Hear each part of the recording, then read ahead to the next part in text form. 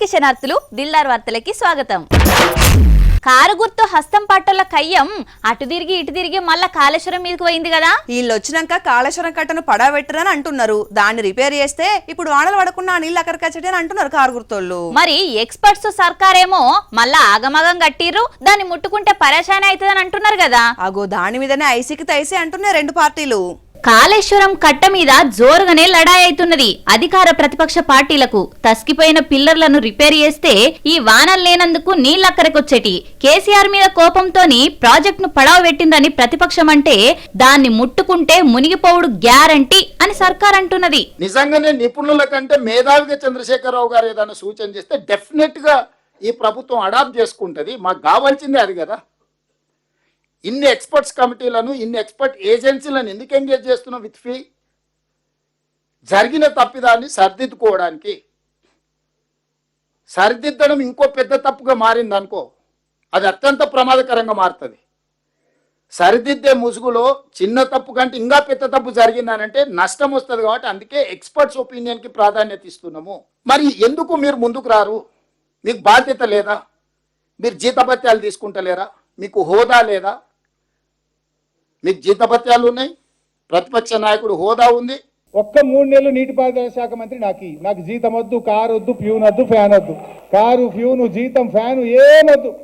3 నెలలు ఎట్లా నీళ్లు రావో మేము చేసి చూపిస్తాం, నీళ్లు బారిచ్చి చూపిస్తాం. పదవి నేను కొత్తగా చేస్తలేను, 13 ఏళ్ళు చేసిన మంత్రిగా. నాకు కొత్తగా ఏదో పదవి అవసరము లేదు, పదవి కోసము కాదు. నువ్వు సవాల్ విసిరినవు కనుక మాట్లాడుతున్నా. ఒక్క 2 నెలలు 3 నెలలు ఈ కన్నెపల్లి మోటార్లు ఆన్ చేస్తాం, బరాబ్బర్ ఎల్లంపల్లికి నీళ్లు తెస్తాం. ఒకవేళ నీళ్లు లేకపోతే శాశ్వతంగా రాజకీయాల నుంచి నేను తప్పుకుంటా.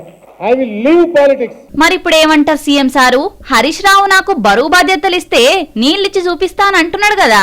మీరు తప్పించుకుంటున్నారంటే మీరు చేసిన నేరము ఘోరం మీకు తెలుసు. అందుకే మీరు మొహం చాటేస్తున్నారు. దాన్ని కప్పిపుచ్చుకోవడానికి బేసరంగా అబద్ధాలు చెప్పేటోళ్ళని ఊరి మీదకి వదిలి మమ్మల్ని టార్గెట్ చేసి మాట్లాడుతున్నారు. ఇది తెలంగాణకు, తెలంగాణ సమాజానికి ఏ మాత్రం కూడా ఉపయోగం కాదు. ఇక కేసీఆరే అసెంబ్లీకి రావాలి, కాళేశ్వరం మీద చర్చ పెట్టాలి అని అంటే అది అయ్యే పని కాదు. మీ లొల్లి ఇప్పట్లో ఒడిసే కథ కాదు గనిగా.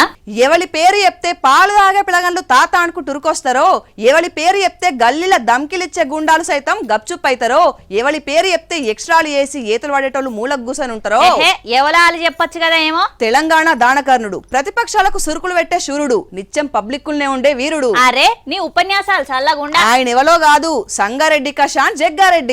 మామూలుగా లేదు కదా సంగారెడ్డిల సంబరం. ఒక దిక్కు జగ్గారెడ్డిది, ఇంకో దిక్కు బిడ్డ, ఇద్దరు కలిసి ధూమ్ధామ్ ఎగురుతున్నారు. ఇంతకు ఎందుకు అనంట్రా? ఇంకెందుకు, జగ్గారెడ్డి వాళ్ళ బిడ్డది ఒకటే రోజు పుట్టిన దినం, అందుకే సంబరం. పుట్టినరోజు పూట సంగారెడ్డిలా అడిగిన వాళ్ళ తాగోతులు సంసారాలు నిలబెట్టుకోవాలని పిలుపునిచ్చిండు. అవునే, తాగోతుల సంసారం ముచ్చట అట్లుండని గాని మీ కాంగ్రెస్ పార్టీలో ఒకరి మీద ఒకరు ఇచ్చులు కచ్చకాయలు గట్టిగానే ఏరుకుంటున్నారు కదా. కాంగ్రెస్ ప్రభుత్వమే. సంసారం అన్నాక సమస్యలు ఉంటాయి. సంసారం అంటేనే సమస్యలు. కానీ సమస్యలను చెప్పుకునే ఒక స్వేచ్ఛ, సమస్యలను చెప్పుకొని తీర్చుకునే ఒక స్వేచ్ఛ అది కాంగ్రెస్ పార్టీ, కాంగ్రెస్ ప్రభుత్వంలోనే ఉంటది. అంతే అంటవా? ఇక నీ పుట్టినరోజు సందర్భంగా మంది సంవత్సరాలు నిలబెట్టే పని చేస్తున్నట్టే జర కాంగ్రెస్ సంవత్సరాన్ని కూడా నిలబెట్టే బరువు బాధ్యతలు కూడా నెత్తిమేసుకోవే అన్న. ఆహా ఏమి రుచి అనరామై మరచి రోజు తిన్నా మరే మోజే తీరనిది. అబ్బా థ్యాంక్ యూ రా.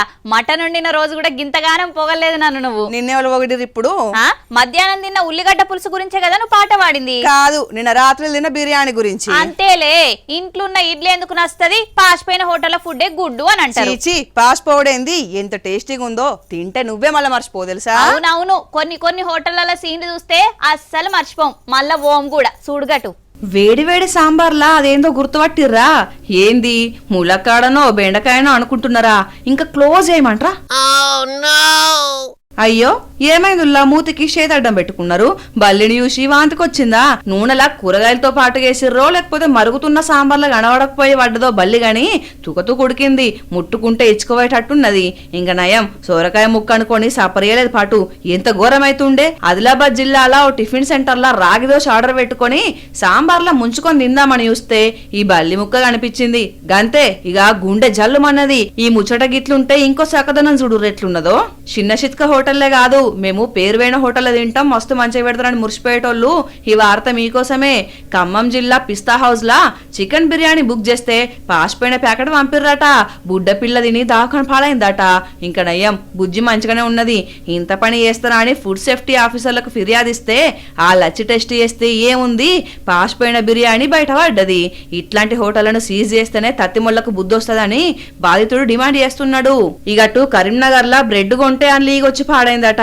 చెప్తుంటేనే కక్కత్తంది చూసినోళ్ళు తిన్నోళ్ళ పరిస్థితి ఏందుల్లా ఎమ్మటే అధికారులకు ఫిర్యాదు అయితే అగో వచ్చి బేకరీ అంతా చెక్ చేస్తే డేట్లు లేని స్వీట్లు శుభ్రత లేని కౌంటర్లు చూసి వార్నింగ్ ఇచ్చిపోయారు ఏం చేసినా ఎవరు చెప్పినా తినేటోళ్ళు మారనంత వరకు అమ్మేటోళ్ళు మారరు ఈగలు పడ్డ దులుపుకొని తింటాం బొద్దింకలు పడ్డ తీసేసి తింటామని జనం ఎగబడుతుంటే వాళ్ళకు మాత్రం ఏం భయం ఉంటది నాలుగొద్దులు అందరు బంద్ పెడితే దెబ్బకు చక్కగా అవుతారు బయట తినే పబ్లిక్ కు ఆలోచించుకోరు మరి బుల్లెట్ బండెక్కి వచ్చేత్త పాడు గుడు గుడు గుడు గుడు గని అందాల దునియానే చూపిత్త పాడు గుడు గుడు గుడు గుడు గని నేను రాను నాకు డస్ట్ అలర్జీ కార్ అయితే ఓకే ఆపు నీ జోకులు గని అప్పట్లా ఈ పాట ఏ పెళ్లిలో చూసినా దుమ్ము లేపింది కదా ఇప్పుడు జర ట్రెండ్ మార్చి పేరుగల్ల పెద్దిరెడ్డి బిడ్డనో ఓ రామచిలక అని పెళ్లి పిల్లలు దుమ్ము దుమ్ము ఎగురుతున్నారు మరిగా పెళ్లి సంబరంలా ఏదో వెరైటీ చేయాలి కదా నిజమే ఒకప్పుడు లగ్గల్లల్లా పెళ్లి పిల్లల సప్పుడు పెద్దగా ఉండకపోవు గాని ఇప్పుడు పిల్లదే హడావిడి అవుతున్నది ఎవరు చేస్తే ఏమున్నదిరా 10 కాలాల పాటు పిల్లగాడు సల్లగా ఉండాలి పెళ్లి కనీసం 10 రోజులు వైరల్ కావాలి గంతే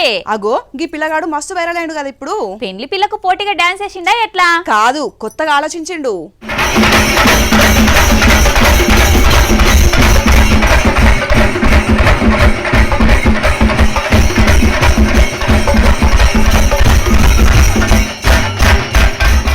అదిరిందయ్యో పెళ్లి కొడుక ఒక్కసారి మన ఆడియన్స్ అందరికి హాయ్ చెప్పు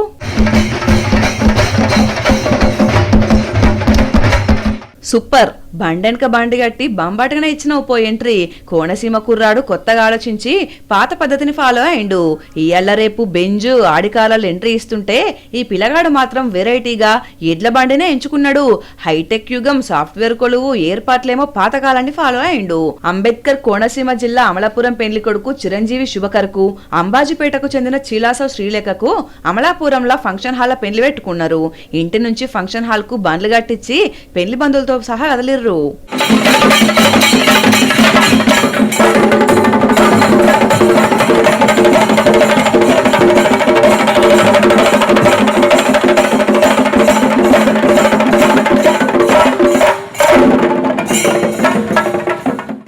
పిల్లగాడు ఇద్దరు సాఫ్ట్వేర్లే అయినంత మాత్రాన హడావిడి చేయకుండా మంచి కోనసీమ కొబ్బరి చెట్ల గాలి వీల్చుకుంటా పెళ్లి బృందం పోతుంటే జనం ఎగబడి చూసిర్రు వెనకటి రోజులు యాదకి వేసిండు పిల్లగాడని అంటున్నారు గీ ఊరేగింపు చూసినోళ్ళు మరి ఆయనతో పెళ్లైనాక పిల్లను కూడా ఇదే ఇడ్ల బండ్ల అత్తగారింటికి తీసుకుపోతాడో మరి చూడాలి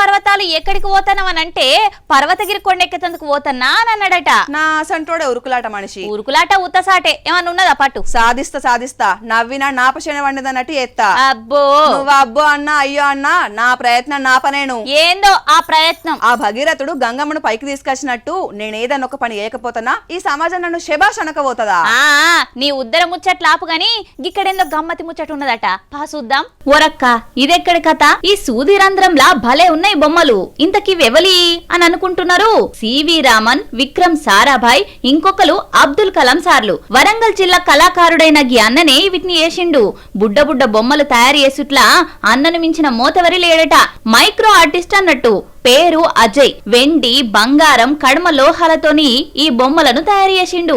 ఇప్పుడు భూమి మీద ఉన్న ఈ బొమ్మల్ని జల్దీనే అంతరిక్షంలోకి పట్టుకొని పోతారట. కానీ ఏ మాట కామాటే అన్నా నీ పనితనం, నీ కళ చూస్తుంటేనే కానొస్తున్నది.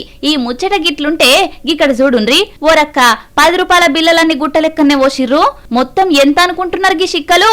అక్షరాల 1,10,000 రూపాయలు. చిట్యాల కాడుండే రఘుపతి అనే గీ అన్న బండి కొనాలని అనుకున్నాడట ఎప్పటి నుంచో. ఇక దానికోసం 10 రూపాయల బిల్లలు దాచిపెట్టి ఈ బండి కొన్నాడు. పైసలు ఎట్లా కట్టినమన్నది ముఖ్యం కాదు, బండి కొన్నామా లేదా అనేది ముఖ్యం. తెలంగాణలా నాణేలతోని నయా గాడి కొన్నది జ్ఞాననే కావచ్చు కదా. మన ఊర్లో పుట్టినోళ్ళు దేశంలో పేరు పోయినరంటే మనకు ఎంత గర్వంగా ఉంటదిరా. వాడు మా ఓడే అని గొప్పగా చెప్పుకునే అంత గర్వంగా ఉంటది. అట్లా గర్వంగా చెప్పుకునే జాగలు మన తెలుగు రాష్ట్రాలలో ఎన్నున్నాయిరా. చెప్పుకునేవే కాదు, జీవితంలో ఒక్కసారన్నా చూడాలని కోరుకునే పర్యాటక ప్రదేశాలు చాలానే ఉన్నాయి. అగ్గో ఆ లిస్టులా మల్లో ప్రదేశం చేరింది. అవునా, ఏందా ప్లేసు? ఇంకెక్కడా మన ఓరుగల్ గడ్డ మీదనే. తెలంగాణ సంస్కృతికి, కాకతీయుల కళా వైభవానికి ఎన్నో గుర్తులున్నాయి. మన వరంగల్ల రామప్ప గుడి యునెస్కో గుర్తింపుతోటి ఎంతో పేరువైంది. అదే గ్రామానికి చెందిన పురాతన శివాలయానికి జాతీయ స్థాయి గుర్తింపు వచ్చింది.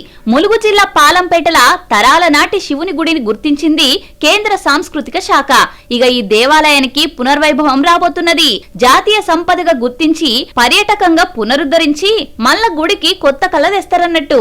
రామప్ప గుడికొచ్చే టూరిస్టులు ఈ శివాలయాన్ని కూడా దర్శించుకొని పోయే అదృష్టం దక్కుతుందన్నట్టు. పాలంపేట అంటే ఇప్పటికే ప్రపంచం గుర్తుపడుతుంది. మళ్ళా ఇప్పుడు అదే ఊర్లే జాతీయ స్థాయి గుర్తింపు వచ్చుడుతోటి స్థానికులు మురిసి ముప్పందమైతున్నారు. చీమను చూసి క్రమశిక్షణ నేర్చుకోవాలరా. క్లాసులు వీకితేనే సిగ్గు తెచ్చుకోరు కొంతమంది. చీమల్ని దోమల్ని పట్టించుకునే పరిస్థితి ఉన్నదా? మనిషి అయి పుట్టినందుకు బాధ్యతగా ఉండాలి, బరువుగా ఫీల్ కావద్దు. సరే, ఇంతకు ఈ క్లాసులు ఎందుకు చెప్తున్నట్టు? ఈ బుజ్జిని చూస్తే అనిపించింది. అగో ఆ టేబుల్ మీద కూసుంది చూడుండ్రి, ఆ బుజ్జి గురించే. నల్గొండ జిల్లా మిర్యాలగూడెంలా సర్ఫామ్లు నింపుకుంటా కానొచ్చింది. అంగవైకల్యం ఉన్న ఈ బుజ్జి ఎంతో బాధ్యతతోటి, ఎంతో ఓపికతోటి ఇల్లిల్లు తిరిగి ఓటర్లకు ఫామ్లు నింపుతున్నది.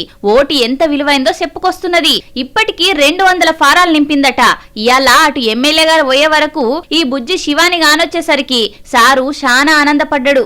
స్వయంగా శివాని వాళ్ళ ఇంటికి పోయి కలిసిండు. బుజ్జి చదువు గురించి తెలుసుకున్నాడు. పీజీ చేసినవు, ఇంత సామాజిక సేవ ఉన్న నువ్వు మంచి కొలువు చేయాలి అని అప్పటికప్పుడు కలెక్టర్ సార్ కు వీడియో కాల్ చేపించి మంచి కొలువు ఇప్పాలని చెప్పిండు. శివానిని శానా మంది ఆదర్శంగా తీసుకొని పనిచేయాలి, సమాజం పట్ల బాధ్యతగా ఉండాలి అని చెప్పిండు. ఏదేమైనా బుజ్జి పట్టుదలకు మాత్రం మెచ్చుకొని తీరాల్సిందే. చేతనైనోళ్ళు పనులెత్త తప్పించుకోవాలి అని చూస్తారు, కానీ తన పరిస్థితిని, వైకల్యాన్ని లెక్క చేయకుండా ఎంత మంచిగా తనకు నచ్చిన పని చేసుకుంటుంది కదా. గ్రేట్ రా శివాని, నువ్వు మంచి కొలువు కొట్టి మంచి పొజిషన్లకు రావాలని కోరుకుంటున్నాం మా దిల్దార్ తరఫున కూడా. మల్లోనాడు లీవ్ పెట్టవలసి ఉన్నదిరా.